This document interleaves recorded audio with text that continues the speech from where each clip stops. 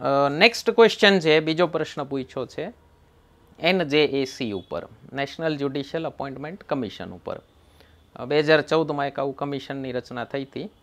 તો અરુણ જેટલીનું એક સ્ટેટમેન્ટ આવ્યું હતું. એ કમિશન 99માં સુધારા 99માં બંધારણીય સુધારાથી બનાવવામાં આવ્યું હતું. અનુચ્છેદ 124માં સુધારો કર્યો હતો. 3 આર્ટિકલ્સ એડ કર્યા હતા, 124A, B અને C. ઓકે, બુકમાં આપેલા છે. તો પછી સુપ્રીમ કોર્ટે NJACને, નેશનલ જ્યુડિશિયલ અપોઇન્ટમેન્ટ્સ કમિશનને, રાષ્ટ્રીય ન્યાયિક નિયુક્તિ આયોગને ગેરબંધારણીય ઠેરવ્યું હતું. અને એના ઉપર અરુણ જેટલીનું સ્ટેટમેન્ટ આવ્યું હતું. મોદી ગવર્મેન્ટ 1 જે હતી 2014થી 19, એમાં second most powerful minister Arun જેટલી હતા. અત્યારની સરકારમાં અમિત શાહ છે, ગઈ સરકારમાં સેકન્ડ મોસ્ટ પાવરફુલ મંત્રી અરુણ જેટલી હતા. અને અરુણ જેટલી પોતે લોયર રહેલા, બહુ સિનિયર એડવોકેટ હતા સુપ્રીમ કોર્ટના, અને પોતે કાયદા મંત્રી પણ રહેલા. અને આ કહેવાય છે કે આ બિલ પાછળ એમનું પણ ભેજું હતું ક્યાંક ક્યાંક.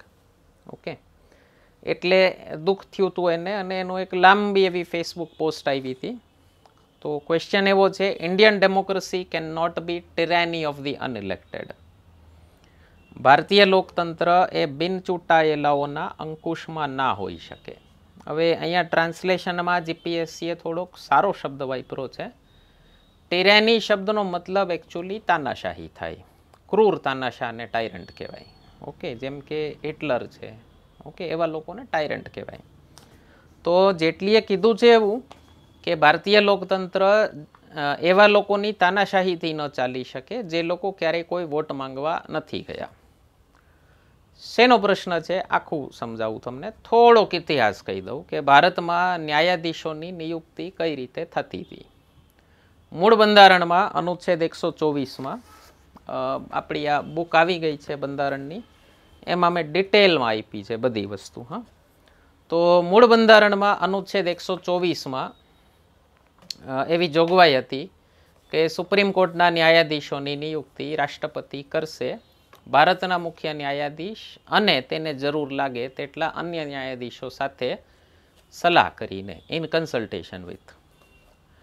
હવે અહીંયા કન્સલ્ટેશનનો મતલબ થતો તો સલાહ, એટલે મુખ્ય ન્યાયાધીશની જે સલાહ છે એ સલાહાત્મક હતી.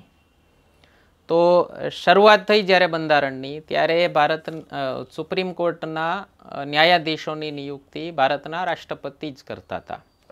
આપણને બધાને ખ્યાલ જ છે, રાષ્ટ્રપતિ મીન્સ ભારત સરકાર. એટલે મંત્રીમંડળ જે સલાહ આપે રાષ્ટ્રપતિને એ પ્રમાણે એની નિયુક્તિ થતી, એટલે કે પ્રધાનમંત્રી. બરાબર. તો ડિપેન્ડ કરે પછી મંત્રીમંડળનો મતલબ પ્રધાનમંત્રી કરવો કે પછી આખું મંત્રીમંડળના સંયુક્ત ડિસિઝન કરવા, એ તમારો પ્રધાનમંત્રી કેટલો પાવરફુલ છે એના ઉપર ડિપેન્ડ કરે. તમારો પ્રધાનમંત્રી ઇન્દિરા ગાંધી કે મોદી જેટલો પાવરફુલ હોય તો પછી પ્રધાનમંત્રીની જ ઈચ્છા મંત્રીમંડળની ઈચ્છા હોય. ઓકે, મનમોહનસિંહ જેવા કે HD દેવેગૌડા કે પછી I.K. ગુજરાલ કે નરસિંહ રાવ, જે લોકો પાસે માઇનોરિટી ગવર્મેન્ટ હતી અથવા ગઠબંધન સરકાર લઈને ચાલતા હતા, ઓકે, એવા લોકો જ્યારે પ્રધાનમંત્રી હોય ત્યારે પછી મંત્રીમંડળની ઈચ્છા પ્રભાવી થઈ જાય પ્રધાનમંત્રીની ઈચ્છા કરતા. ઓકે, તો 1966થી જ્યારથી ઇન્દિરા ગાંધી PM બન્યા હતા, ઓકે, ત્યારથી એકદમ સ્ટ્રોંગ PM હતા. 69માં કોંગ્રેસના 2 ફાટા પડ્યા હતા રાષ્ટ્રપતિની ચૂંટણી પછી. પછી ઇન્દિરા ગાંધીનું વર્ચસ્વ વધારે વધી ગયું હતું. ઓકે, અને જ્યુડિશરી અને ઇન્દિરા ગાંધીને આપસમાં ભળતું નહોતું, બંને વચ્ચે બહુ 36નો આંકડો હતો. તો એક કેસ આવ્યો હતો ગોલખનાથ વર્સિસ સ્ટેટ ઓફ પંજાબ. એમાં સુપ્રીમ કોર્ટે એવું કીધું હતું કે સંસદ મૂળભૂત અધિકારમાં ઘટાડો કરી શકતી નથી. ઓકે, એ કેસને પલટાવવા માટે ઇન્દિરા ગાંધી સરકારે બંધારણમાં એક સુધારો કર્યો હતો. આમાં આપેલું છે બધું, તમામ વસ્તુ આપેલી છે. એ હતો 24મો સુધારો 1971. આ સુધારાથી ઓલો ગોલખનાથ ચુકાદો પલટાયો હતો. આ 24મો સુધારો એક કેસમાં ચેલેન્જ થયો હતો ઓકે, જે ભારતના બંધારણના ઇતિહાસનો અત્યાર સુધીનો સૌથી લેન્ડમાર્ક કેસ કહેવાય છે Kesavananda Bharati versus state of Kerala, Kesavananda Bharati વિરુદ્ધ કેરળ રાજ્ય કેસ 1973. તો આ ચુકાદામાં સુપ્રીમ કોર્ટે એવું જજમેન્ટ આપ્યું, એક પ્રશ્ન મેઇન એ હતો કે સંસદ મૂળભૂત અધિકારમાં ઘટાડો કરી શકે કે નહીં. ઓકે, એટલે સુપ્રીમ કોર્ટે વચલો રસ્તો ગોઈતો, મધ્યમ માર્ગ ગોઈતો ગૌતમ બુદ્ધનો. સુપ્રીમ કોર્ટે કીધું કે સરકારે એકચ્યુઅલી સરકાર સાથે અનબન એટલી થઈ ગઈ હતી, સરકારે એવું કીધું કે ભાઈ અનુચ્છેદ 368માં બંધારણના સુધારાનો જે અધિકાર, જે સત્તા અમને આપી છે એ અનલિમિટેડ છે અને એનાથી બંધારણના કોઈ પણ ભાગમાં સુધારો થઈ શકે છે, મૂળભૂત અધિકારમાં પણ થઈ શકે છે. ઓકે, એટલે ઇન્દિરા ગાંધી બહુ સ્ટ્રોંગ પ્રાઇમ મિનિસ્ટર હતા, એટલે જ્યુડિશિયરી થોડીક એમનાથી કન્ફ્રન્ટેશન કરવા નહોતી માગતી, વિવાદ નહોતી કરવા માગતી. એટલે સુપ્રીમ કોર્ટે એવો જજમેન્ટ, આ કેશવાનંદ ભારતી હજી સુધીની સૌથી મોટી કોન્સ્ટિટ્યુશનલ બેન્ચનો કેસ હતો. 13 ન્યાયાધીશોની ખંડપીઠ આમાં બેઠી હતી અને અત્યાર સુધીનો ઇતિહાસનો સૌથી લાંબો ચાલેલો કેસ છે. 68 દિવસ સુધી એની હિયરિંગ ચાલી હતી આ કેસની. તો એ 13માંથી મેજોરિટી ન્યાયાધીશોએ એવો જજમેન્ટ આપ્યું કે સંસદ બંધારણના કોઈ પણ ભાગમાં સુધારો કરી શકે છે, મૂળભૂત અધિકારમાં પણ કરી શકે છે, પણ મૂળભૂત માળખા, બંધારણનું જે મૂળભૂત માળખું છે, basic structure of the constitution છે, એમાં ફેરફાર કરી શકતી નથી. અને મૂળભૂત માળખાની વ્યાખ્યા શું થાય એ સુપ્રીમ કોર્ટે આખા જજમેન્ટમાં ક્યાંય કીધી નહીં. એટલે સુપ્રીમ કોર્ટે એક પોતાનું ટ્રમ્પ કાર્ડ હાથમાં રાખ્યું કે સરકારનો ભવિષ્યનો કોઈ પણ સુધારો એને રદ કરવાની જરૂર લાગે તો એ મૂળભૂત માળખાનો કાર્ડ વાપરી શકે. આ જજમેન્ટ ઇન્દિરા ગાંધીને ન ગમ્યું. ઓકે, ત્યારે ચીફ જસ્ટિસ હતા જસ્ટિસ સિકરી, ફોટો જોઈ શકો છો તમે એનો, અને એમનો આ લાસ્ટ ડે હતો, વર્કિંગ ડે. એના પછી એ રિટાયર થવાના હતા બીજા દિવસે. ઘણા ચીફ જસ્ટિસીસ એવું કરે કે રિટાયર થતા પહેલાં એક બહુ મોટો જજમેન્ટ દેતા જાય તો એમનો ઇતિહાસમાં નામ અમર થાય. ઓકે, હવે ભારતમાં એવી પરંપરા હતી, સામાન્ય રીતે કન્વેન્શન હતું, પ્રથા હતી. પ્રથા મીન્સ ક્યાંય લખેલું ન હોય પણ વર્ષોની એક પ્રેક્ટિસથી ચાલ્યું આવતું હોય. તો ભારતમાં એવી પ્રથા હતી કે ચીફ જસ્ટિસ રિટાયર થાય એટલે એના પછીના જે સિનિયર મોસ્ટ જજ હોય, સેકન્ડ સિનિયર મોસ્ટ જજ હોય, એ જ ચીફ જસ્ટિસ બને.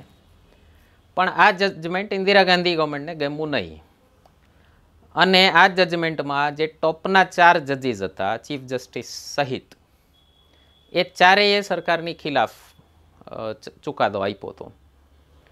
તો જે ચીફ જસ્ટિસ સિકરી પછીના જે 3 જજીસ હતા, જયશંકર મણિલાલ શેલાત, A.N. ગ્રોવર અને K.S. હેગડે, આ ત્રણેય સરકારની ખિલાફ ચુકાદો આપ્યો હતો. એટલા માટે ઇન્દિરા ગાંધીએ પ્રથા તોડી અને જે 4થા નંબરના સિનિયર મોસ્ટ જજ હતા અજીતનાથ રે, એને ચીફ જસ્ટિસ બનાવી દીધા. એટલે 3 સિનિયર જજીસને સુપરસીડ કરી અને 4થા નંબરના જજને ચીફ જસ્ટિસ બનાવી દીધા. આવું ભારતના સુપ્રીમ કોર્ટના ઇતિહાસમાં થયું નહોતું. એટલે પહેલા 3 જજીસનું અપમાન થયું. એમણે કીધું કે આ ન્યાયતંત્રની સ્વતંત્રતા ઉપર ખતરો છે, કે સરકારના ખિલાફ જજમેન્ટ આપો તમે તો તમારું પ્રમોશન ન થાય. ગમે એટલો ઈમાનદાર માણસ હોય એને પ્રમોશનની તો ઈચ્છા હોય. ઓકે, સુપ્રીમ કોર્ટના દરેક જજની ઈચ્છા હોય કે મારા નામની આગળ CJI અને પછી ભવિષ્યમાં XCJI લખાય. ઓકે, તો ઈમાનદાર માણસને પણ તમે પ્રમોશનની ન થવાના ડરથી તો કાબૂ કરી જ શકો. એટલે આ 3 જજીસે રિઝાઇન કર્યું સુપ્રીમ કોર્ટમાંથી અને વકીલોનું જે એક બોડી હોય બાર કાઉન્સિલ, એણે આને બ્લેકેસ્ટ ડે ઓફ ઇન્ડિયન ડેમોક્રેસી કીધું. Justice A.N. રેનો કાર્યકાલ ચાલ્યો 4 વર્ષ, 73થી 77. આ દરમિયાન ઇમરજન્સી આવી ગઈ એક 75થી 77, જે ભારતના લોકતંત્રનો સૌથી ખરાબ ચેપ્ટર કહેવાય છે. ઓકે, ઓપોઝિશન ઉપર કહી ન શકાય એવી યાતનાઓ થઈ હતી. એકાદો વિડીયો મારો પ્લાન છે એમરજન્સી ઉપર ક્યારે બનાવવાનો. 18 મહિના જેવું આ ચાલ્યું હતું અત્યાચાર. અને લગભગ ઓપોઝિશનના 1 લાખ લોકો જેલમાં હતા અને એ લોકોએ ન્યાયાધીશનું મોઢું પણ નહોતું જોયું, વર્ષ સુધી જેલમાં રહેલા છે. વાજપેયીએ તો કવિતા પણ લખી હતી, 1 બરસ બીત ગયા. ઓકે, અને બધા મૂળભૂત અધિકારો મોકૂફ કરી દીધા હતા. અનુચ્છેદ 20-21 પણ જીવનના અધિકારવાળા અને રાઇટ અગેન્સ્ટ અરેસ્ટવાળા, ડિટેન્શનવાળા, ઓકે, એ પણ મોકૂફ થઈ ગયા હતા. અનુચ્છેદ 32 મોકૂફ થઈ ગયો હતો. તો એ સમયે એક કેસ આવ્યો હતો, એને હેબિયસ કોર્પસ કેસ કહેવાય છે famously, ADM Jabalpur versus Shivkant Shukla case, 1977માં કેસ આવ્યો હતો. અને આ કેસમાં મેઇનલી એક પ્રશ્ન એ હતો કે ઇમરજન્સીની સ્થિતિમાં જીવનનો અધિકાર પણ મોકૂફ થઈ જાય કે નહીં, હેબિયસ કોર્પસની રીટ પણ રદ થઈ જાય કે નહીં. અને ત્યાં સુધીમાં જ્યુડિશરી આખી ડરી ચૂકી હતી. ઓકે, એટલે એક ભારતના એક્સ CJI હતા, ભૂતપૂર્વ મુખ્ય ન્યાયાધીશ જસ્ટિસ મોહમ્મદ હિદાયતુલ્લાહ, એમણે પણ કટાક્ષ કર્યો હતો જ્યુડિશરી ઉપર, ન્યાયતંત્ર ઉપર. એમણે કીધું હતું કે આ ફોરવર્ડ લુકિંગ જજીસ બનાવવાની પ્રથા નથી, આ જજીસ looking forward to prime minister એવી પ્રથા છે. એટલે ન્યાયાધીશો પ્રધાનમંત્રીની સામે જોઈ અને નિર્ણય આપે એવો આ ચેપ્ટર હતો. અને જે આ જસ્ટિસ AN રે હતા, જેને મુખ્ય ન્યાયાધીશ બનાવ્યા હતા પેલા 3 જજીસને સુપરસીડ કરીને, એના વિશે એવું કહેવાય છે કે ઇન્દિરા ગાંધીને ફોન કરીને સલાહ પણ લેતા હતા, ચર્ચામાં રહેતા હતા કોન્સ્ટન્ટ. ઓકે, એટલે ખરાબ વસ્તુ કહેવાય. ઓકે, આ કેસમાં એડીએમ જબલપુર કેસમાં 5 ન્યાયાધીશ બેઠા હતા. 5માંથી 4 ન્યાયાધીશે સરકારની ફેવરમાં જજમેન્ટ આપ્યું કે હા, ઇમરજન્સીવાળી સ્થિતિમાં જીવનનો અધિકાર પણ સસ્પેન્ડ થઈ જાય છે. એક જ જસ્ટિસ HR ખન્ના હતા, જેમણે સરકારની ખિલાફ જજમેન્ટ આપ્યું કે નહીં, ગમે એવી સ્થિતિ હોય, જીવનનો અધિકાર, હેબિયસ કોર્પસ, એ બધા સસ્પેન્ડ ન થઈ શકે. એટલે 4 ન્યાયાધીશે સરકારની ફેવરમાં જજમેન્ટ આપ્યું, એકે સરકારની વિરુદ્ધ જજમેન્ટ આપ્યું. અગેન જે થવાનું હતું એ જ થયું. જસ્ટિસ HR ખન્ના ત્યારે 2nd સિનિયર મોસ્ટ જજ હતા. ઓકે, અને પેલા આપણા જસ્ટિસ અજીતનાથ રે એ રિટાયર થયા. એના પછી નંબર હતો જસ્ટિસ HR ખન્નાનો, પણ એને સુપરસીડ કરી અને જે 3જા નંબરના જજ હતા જસ્ટિસ MH બેગ, એ જસ્ટિસ બેગને ભારતના મુખ્ય ન્યાયાધીશ બનાવવામાં આવ્યા. એટલે સરકારનો સીધો મેસેજ એવો હતો કે અમારી ફેવરમાં જજમેન્ટ નહીં આપો તો મજા નહીં આવે.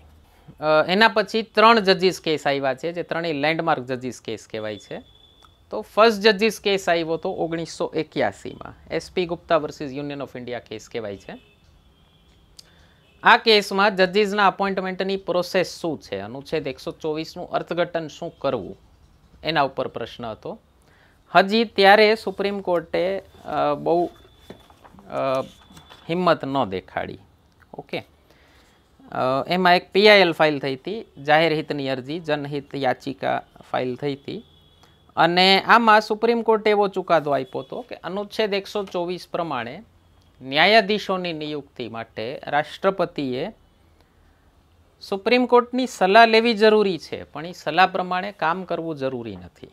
ઓકે, એટલે consultation means advisory in nature, સલાહાત્મક છે, આદેશાત્મક નથી. Consultation does not mean concurrence. Concurrence એટલે જેવું કીધું છે એવું કરી નાખવાનું, લપની કરવાની. બીજો કેસ આવ્યો, 2nd જજીસ કેસ આવ્યો 1993માં. ત્યાં સુધીમાં કોંગ્રેસ પાર્ટીની જે પૂર્ણ બહુમતવાળી પ્રથા હતી એ તૂટી ગઈ હતી. નરસિમ્હા રાવ માઇનોરિટી ગવર્મેન્ટ ચલાવતા હતા, પૂરી 272 સીટ પણ નહોતી, ગઠબંધન સરકાર ચલાવતા હતા, સરકાર નબળી હતી. ત્યારે જ્યુડિશરીએ તરાપ મારી દીધો અને 1993માં 2nd જજીસ કેસ આવ્યો હતો. એ જજીસનું નામ છે supreme court advocates association versus union of India, વિરુદ્ધ ભારત સંઘ કેસ. ઓકે, આમાં સુપ્રીમ કોર્ટે એક નવો શબ્દ આવિષ્કાર કર્યો ભારત માટે કે અનુચ્છેદ 124 પ્રમાણે રાષ્ટ્રપતિ ભારતના મુખ્ય ન્યાયાધીશ અને 2 સિનિયર મોસ્ટ જજીસ, 2 વરિષ્ઠતમ ન્યાયાધીશોની બનેલી કોલેજિયમ સાથે ચર્ચા કરી અને પછી જ હાયર જ્યુડિશરીની નિયુક્તિ કરશે. હાયર જ્યુડિશરી એટલે હાઈકોર્ટ અને સુપ્રીમ કોર્ટના જજીસની અપોઇન્ટમેન્ટ રાષ્ટ્રપતિ આ ટોપના 3 જજીસ સાથે કન્સલ્ટ કરીને જ કરશે. અહીંયા કન્સલ્ટનો મતલબ કન્કરન્સ થઈ ગયો હતો. એટલે હવે સુપ્રીમ કોર્ટની સલાહાત્મક નહોતી રહી, આદેશાત્મક થઈ ગઈ હતી. 1998માં વાજપેયી ગવર્મેન્ટ આવી.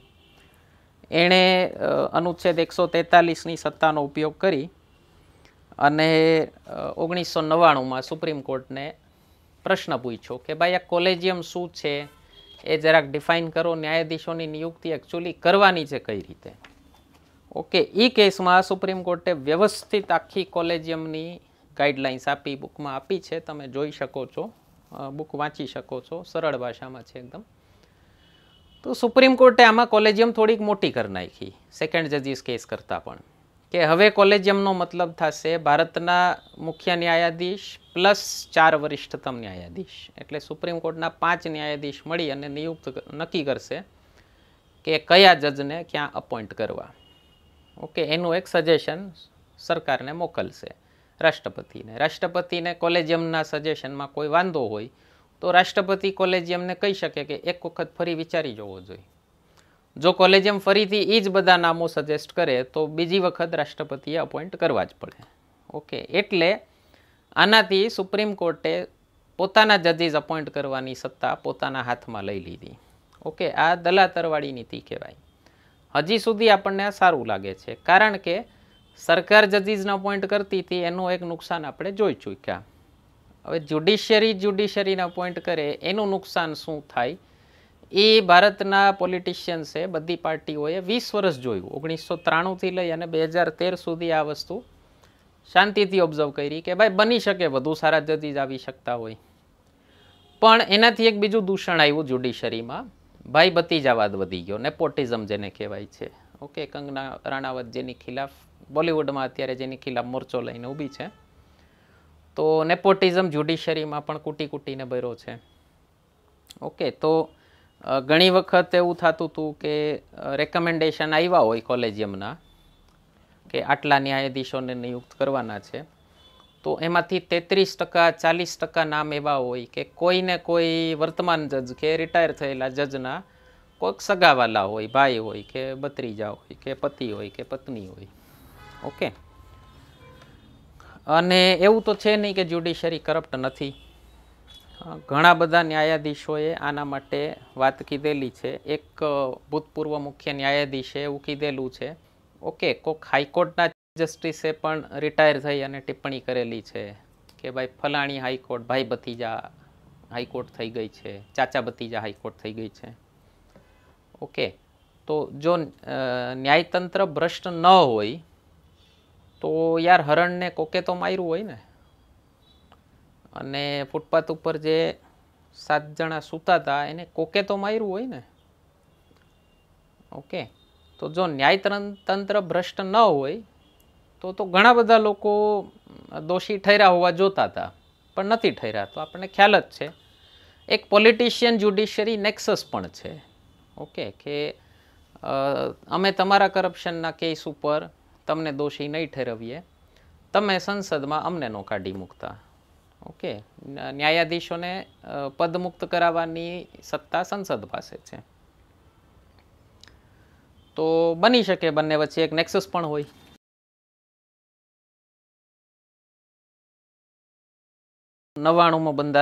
બંધારણીય સુધારો થયો અને એક નેશનલ જ્યુડિશિયલ અપોઇન્ટમેન્ટ્સ કમિશનની રચના થઈ. આ કમિશનમાં મેઇનલી શું ચેન્જ હતો? 6 મેમ્બર્સનું આ કમિશન હતું, જેમાં એક ચીફ જસ્ટિસ ઓફ ઇન્ડિયા, ભારતના મુખ્ય ન્યાયાધીશ, 2 વરિષ્ઠતમ ન્યાયાધીશો સુપ્રીમ કોર્ટના, 3 જજીસ થઈ ગયા સુપ્રીમ કોર્ટમાંથી, એક હતા કાયદા મંત્રી અને 2 ઇન્ડિપેન્ડન્ટ મેમ્બર્સ હતા. એ 2 ઇન્ડિપેન્ડન્ટ મેમ્બર્સને અપોઇન્ટ કરવા માટે પાછી એક કમિટી છે 3 જણાની. પ્રધાનમંત્રી, ભારતના મુખ્ય ન્યાયાધીશ અને લોકસભાના નેતા વિપક્ષ, આ 3 લોકોની કમિટી મળી અને એ ન્યાયાધીશો એ 2 ઇન્ડિપેન્ડન્ટ મેમ્બર્સને અપોઇન્ટ કરશે. એટલે આની ખિલાફ કેસ ગયો સુપ્રીમ કોર્ટમાં અને 16 ઓક્ટોબર 2015 સુપ્રીમ કોર્ટે આ સુધારો રદ કર્યો, ગેરબંધારણીય ઠેરવ્યો. આ સુધારાને 16 રાજ્યોની બહાલી પણ મળી હતી. હા, આપણે જે અમુક સુધારાઓ છે કે જેમાં રાજ્યોના અધિકાર ક્ષેત્રમાં પણ ફેરફાર થતો હોય, જેમ કે આનાથી હાઈકોર્ટના ન્યાયાધીશોની નિયુક્તિ પણ નક્કી થતી હતી. તો આ સુધારાને સંસદમાં બે હાઉસમાં પાસ કર્યા બાદ 50% રાજ્યોની વિધાનમંડળની મંજૂરી પણ જોતી હતી. તો એ 16 રાજ્યોની મંજૂરી પણ મળી હતી, એટલે આખી પ્રોપર પ્રોસેસમાંથી પાસ થયું હતું. બીજી વસ્તુ, આ સુધારો યુનેનિમસલી પાસ થયો હતો, સર્વાનુમતે પાસ થયો હતો. એવા બહુ ઓછા બિલ હોય કે જે સર્વાનુમતે પાસ થતા હોય. એટલે અક્રોસ ધ પોલિટિકલ લાઇન બધી પાર્ટીઓ રાજી હતી કે આ સુધારો કરવો જરૂરી છે. સુપ્રીમ કોર્ટે શું કહીને આ સુધારો રદ કર્યો કે આનાથી ન્યાયતંત્રની સ્વતંત્રતા જોખમાય છે અને એ ન્યાયતંત્રની સ્વતંત્રતા બંધારણના મૂળભૂત માળખાનો ભાગ છે. એટલે સરકાર એવો કોઈ સુધારો ન કરી શકે જે મૂળભૂત માળખામાં પરિવર્તન કરતો હોય. એટલે ટૂંકમાં સુપ્રીમ કોર્ટે એવું કીધું કે ભાઈ અમને અપોઇન્ટ અમે જ કરશું, બીજું કોઈ નહીં કરે, અને અમારી એ સત્તા અબાધિત છે, તમે એમાં કોઈ ચેન્જીસ કરી શકશો નહીં. જે સેકન્ડ જજીસ, થર્ડ જજીસ કેસ આવ્યા હતા એનાથી જ ભારતની સુપ્રીમ કોર્ટ દુનિયાની સૌથી શક્તિશાળી સુપ્રીમ કોર્ટ થઈ ગઈ હતી. આનાથી એની સત્તા હજી વધી ગઈ. આ ફોર્થ જજીસ કેસ અરુણ જેટલી આને કીધેલો છે.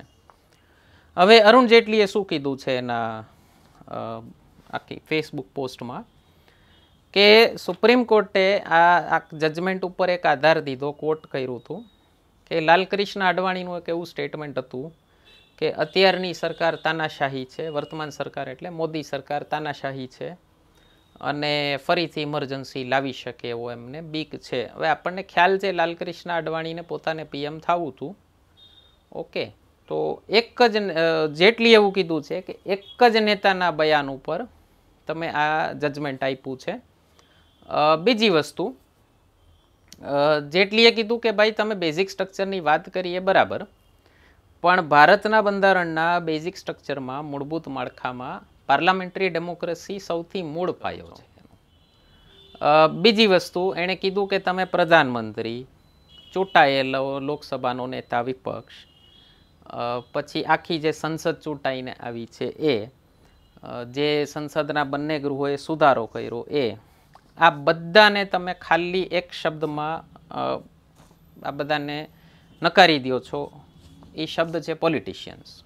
કે પોલિટિશિયન્સ નક્કી નહીં કરે કે ન્યાયાધીશોની નિયુક્તિ કોણ કરશે. ઓકે, હવે એકચ્યુઅલી NJSCના આવવાથી ફરક એ પડ્યો હતો કે જ્યુડિશિયરીને અપોઇન્ટ કોણ કરે છે, ન્યાયાધીશોને અપોઇન્ટ કોણ કરે છે, એમાં સરકારનો એક ખાલી એક બોલ આવ્યો હતો, એક સે ઇન્ક્લુડ થયો હતો કે ભાઈ અમારી પણ રાય લ્યો. ઓકે, આખી વાતનો, જેટલીની જે આખી વાત છે એનો સાર શું થાય? એણે કીધું છે કે તમારે થોડુંક જજમેન્ટ છે એને વધુ સાઉન્ડર ફૂટિંગ ઉપર, એટલે કે હજી વધુ સારી આર્ગ્યુમેન્ટ સાથે આ જજમેન્ટ દેવું જોઈતું હતું.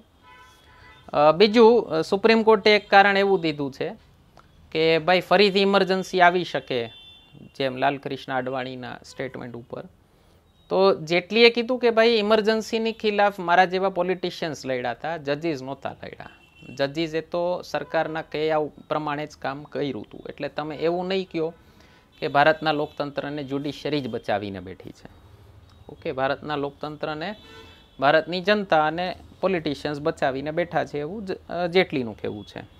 ઓકે, તો આખી વાતનો સાર શું નીકળે આમાંથી? કે જે એણે જે શબ્દ વાપરો છે, ટિરાની ઓફ ધી અનઇલેક્ટેડ.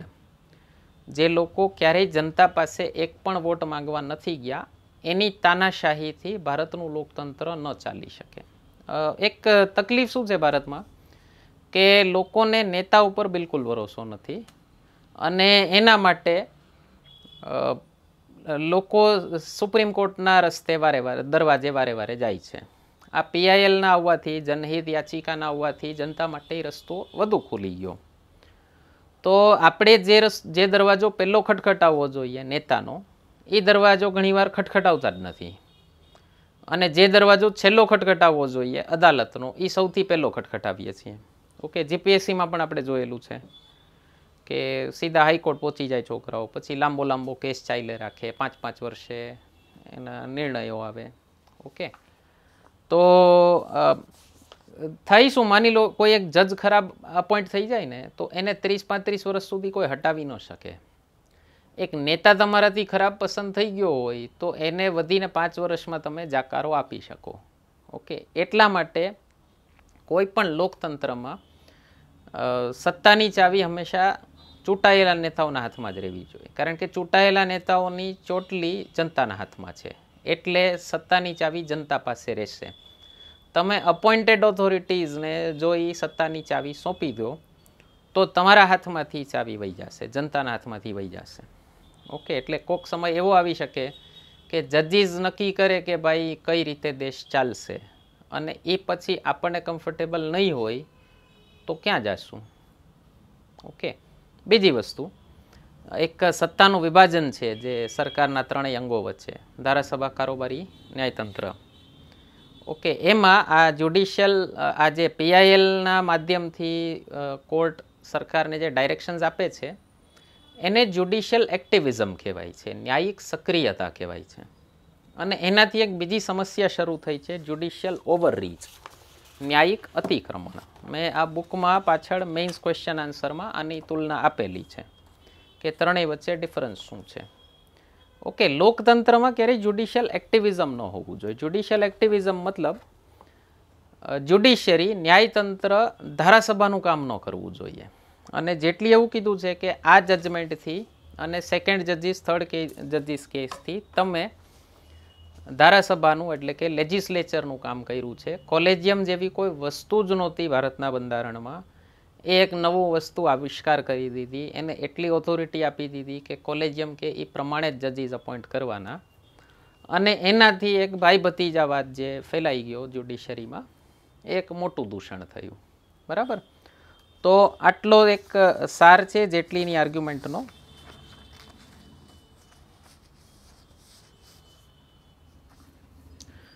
અત્યારે વર્તમાનમાં સ્થિતિ શું છે, સરકારે ન્યાયતંત્રને એવું કીધું છે કે ભાઈ અમારું, ચાલો તમે અમારી યારે કંઈ કન્સલ્ટ ન કરો, પણ અમને કાંઈક તો સે આપો કે ભાઈ કોઈ ન્યાયાધીશના નામ ઉપર અમને વાંધો હોય તો શું કરવાનું. તો એક મેમોરેન્ડમ ઓફ પ્રોસિજર કરીને એક ચાલે છે.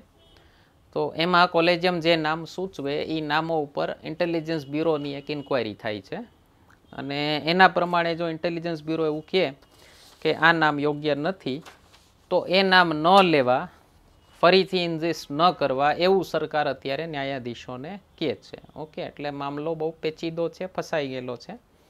અત્યારે તો ન્યાયાધીશોની નિયુક્તિ કોણ કરશે એ ન્યાયાધીશો પોતે જ નક્કી કરે છે. ઓકે, એની અબાધિત સત્તા આવી ગઈ છે.